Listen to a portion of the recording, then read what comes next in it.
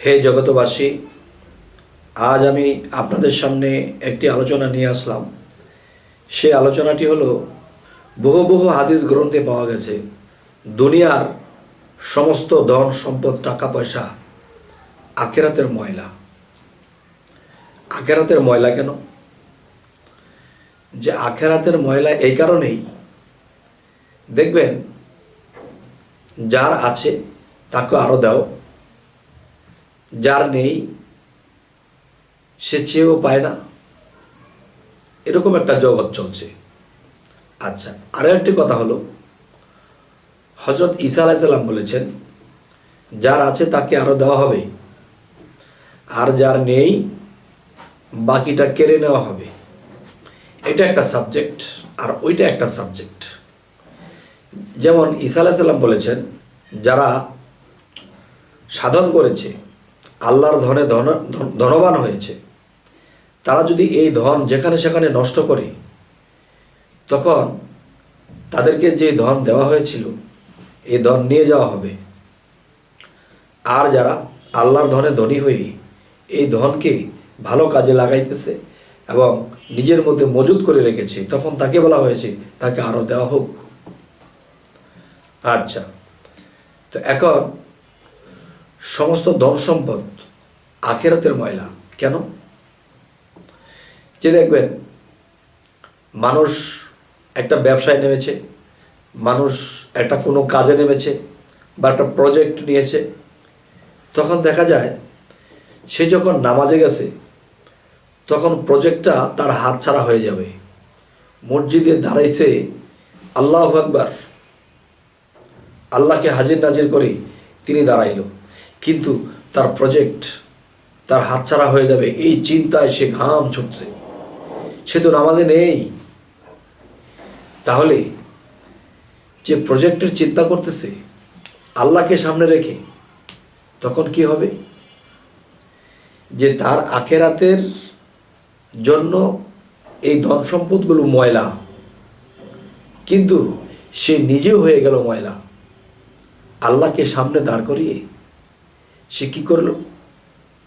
সে কিভাবে ধনী হবে, কিভাবে একটি কন্ট্রাক্ট পেয়ে যাবে, এই চিন্তায় সে নামাজের মধ্যেও বিভোর, ঘুমের ঘরেও বিভোর, খাইতে বসেও বিভোর, হারতে গিয়েও বিভোর, সবসময় সম্পদ নিয়ে সে চিন্তা করতেছে। তখন এর মৃত্যুর পরে কি হবে? তার সমস্ত আমল তো এখান থেকে বরবাদ হয়ে গেছে, কিন্তু সে যাই কিছু সম্পদ কামাই করেছে এগুলো তার ওখানে কাজে আসবে না। আর যেই জিনিস কাজে না আসে সেই জিনিসই হলো আখেরাতের ময়লা। তবে হে জগতবাসী, আজ আমি এই আলোচনাটি কেন বললাম? দেখবেন যে একটা সময় আমরা ছোট ছিলাম, তখন কি বলা হয়েছিল? পড়ালেখা করেছে, গাড়ি ঘোড়া চড়েছে। এই কথাটা যদি বলে, তখন দেখা যায় একটা বাচ্চা মানুষ পড়তে বসে, বড় হলে গাড়ি ঘোড়া চড়বো, ধনী হতে পারবো, বাড়ি গাড়ি করতে পারবো। তখন বাড়ি গাড়ি করার টানে তারা পড়ালেখা করে, কিন্তু দুনিয়াবি কাউকে সম্মান দিতে হবে, কিভাবে দেশের উন্নয়ন হবে, কিভাবে সত্যকে ধরে রাখতে হবে, এটা আর থাকে না তাদের মধ্যে। তখন তাদের চিন্তায় আসে পড়ালেখা করার মূল উদ্দেশ্য বাড়ি গাড়ি করা, এরপর যে যেভাবে পারো ইনকাম করো। পড়ালেখার মূল উদ্দেশ্য হয়ে উঠেছে এইটা, যার ফলে মানুষ কখনোই আর আখেরাতে ভালো কিছু হয় না, দোজখের লাকড়ি হয়ে মৃত্যুবরণ করতে হয়। শেষে বেহেশত তো জুটবেই না, বরঞ্চ যে এই দুনিয়ার সম্পদ সেখানকার ময়লা হিসেবে কাজ করবে, আর সেগুলো দোজখে তার সাথে দিয়ে আগুন জ্বালিয়ে দেওয়া হবে। যাই হোক, তো আজকে আমাদের যে মূল উদ্দেশ্য, আমরা MA ডিগ্রি PhD যাই কিছু পড়ালেখা করি, কিন্তু মূলত উদ্দেশ্য থাকতে হবে মানব সেবা। মূলত উদ্দেশ্য থাকতে হবে যে মানুষ যেন আমাদের দ্বারা কোনো কষ্ট না পায়, যদি উপকার করতে না পারি তবে কষ্ট যেন না দেই, এই ভাবটা রেখে আমরা চলব। তখন কি হবে? আমি যাই কিছু করব তখনই আমার এই জিনিস, এই সম্পদ যদি আল্লাহর তরফ থেকে আফসে হয়, তাহলে সেই সম্পদগুলো লিগেলভাবে এসেছে, এই সম্পদগুলো আখিরাতের ময়লা হবে না।